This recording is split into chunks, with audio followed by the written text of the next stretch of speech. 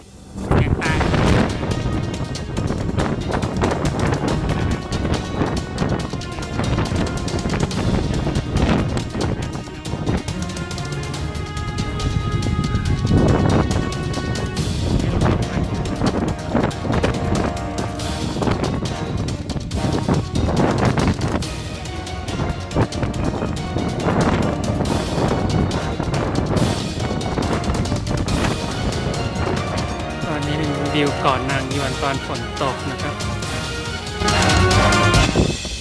พายุเข้านะครับเมื่อกี้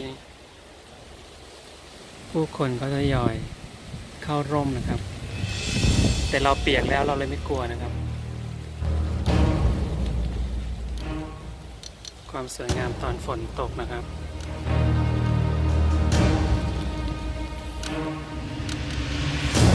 นี่ก็มีเพื่อน